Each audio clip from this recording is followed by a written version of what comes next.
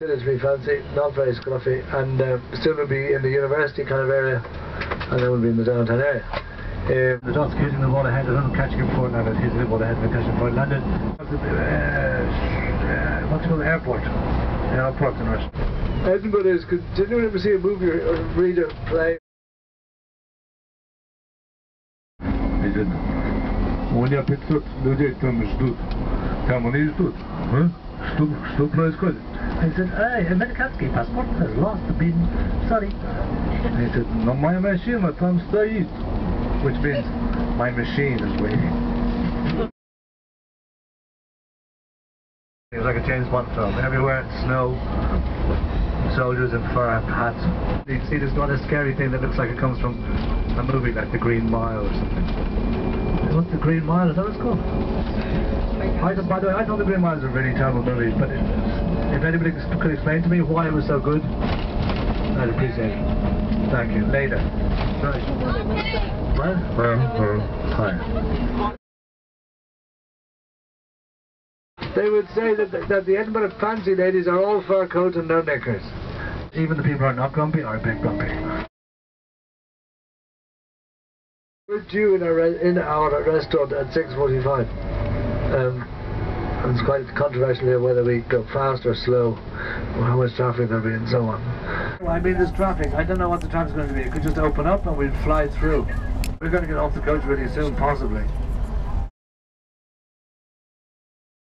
Suddenly he was greeted by a terrible roar like this. Through the darkness, teeth bared, the enormous hound was advancing upon him. Cuchulainn did not hesitate hardly a second. He threw the ball in the air and gave it a good hit. The ball travelled with great velocity into the dog's mouth.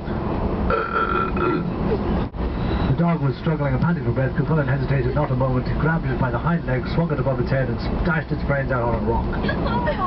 Dang, I've lost my best dog. Is that once my mother and father, when they were young, were going around a corner really slowly and they skidded on some gravel and they fell off together. They're on a motorcycle. The prince who was heir to the throne of France, and her cousin, Queen Elizabeth, her husband, her wife, no, cousin, who was Queen Elizabeth, she had... I've got to tell you some more things. Probably tried to put on all your clothes. In, where are we? Edinburgh. And also, if you look out the window at that point, it's a bit scary, because actually there's a secure mental unit. We're the worst psychopaths in Scotland. What, where's the what? Is try not to get robbed, especially not while watching street performers, when you'll be distracted by a man perhaps juggling knives, while his friend empties your handbag into his handbag. Don't get robbed.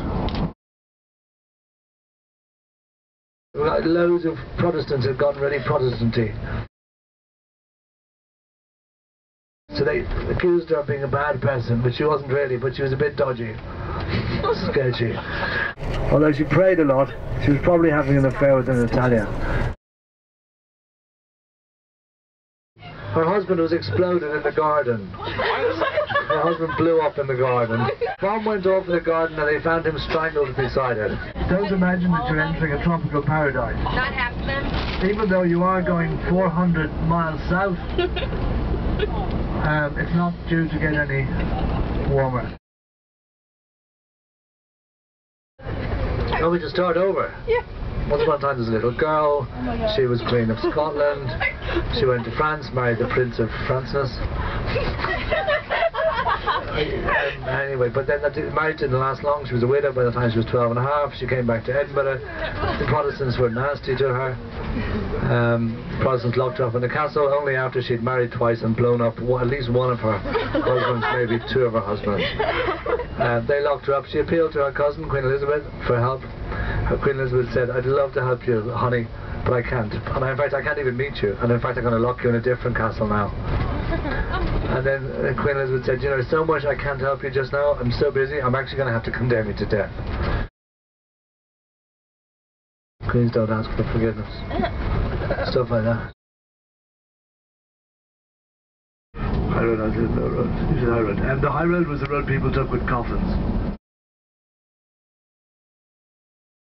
You take the high road and I'll take the low road, and I'll be in Scotland afore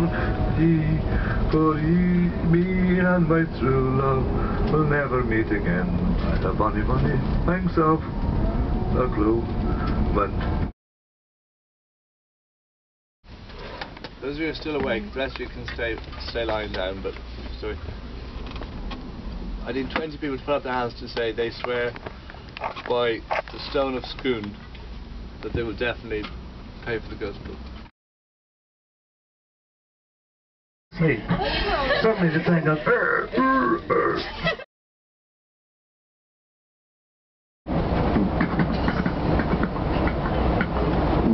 But then a crow came with flapping wing beats. She'll just stand at the door and say, you can buy stuff if you want, but go away after that. You just try all sorts of psychological warfare. Oh, you better hurry, the train's about to go to the depot. Stuff like that. You wouldn't want to spend the weekend in the depot. This train's about to be locked. The sprinkler's about to go on.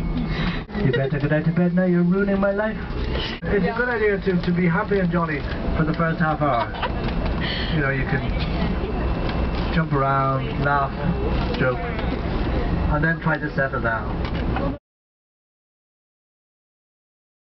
I've been moved to a special train compartment.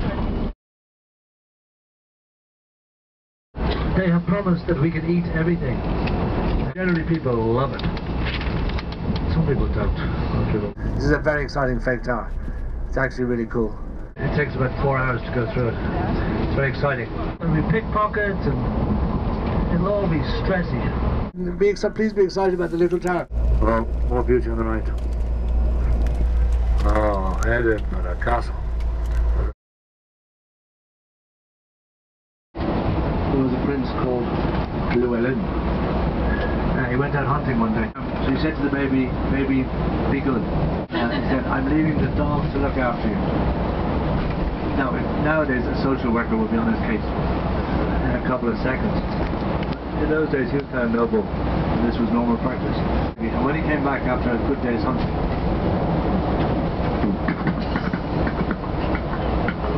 whoops, he said, blood everywhere, furniture smashed, things torn, tapestries, that kind of stuff.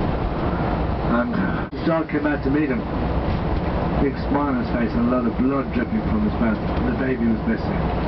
Oh my God, said Llewellyn in medieval Welsh. But he did no real option, he had to kill the dog, so he took out his little dagger and killed the dog. The dog died with a sad look on his face. Now, Llewellyn didn't know what to do next. Then he heard a little cry from underneath an old curtain, a curtain which had fallen down. The cry sounded like this. It was the baby's cry. He ran and pulled back the curtain, and there was his baby, alive. And there, beside the baby, was the corpse of a dead wolf. Llewellyn realized what had happened.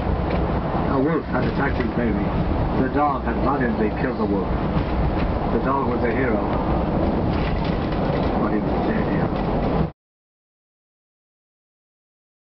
So it was agreed that I should jump on the luggage conveyor and head down, pretend to be a bag, and go down the luggage conveyor. That's what I did. Dun, dun, dun, dun, dun, dun, dun. If you ever get a chance, you should travel on one.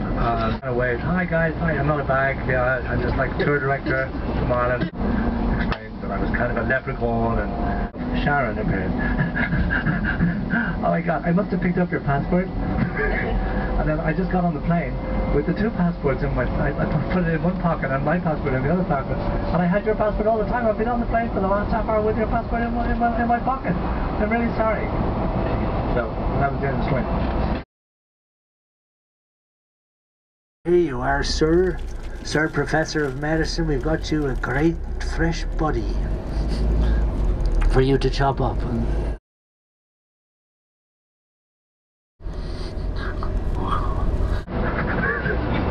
She went to France, married the Prince of Francis,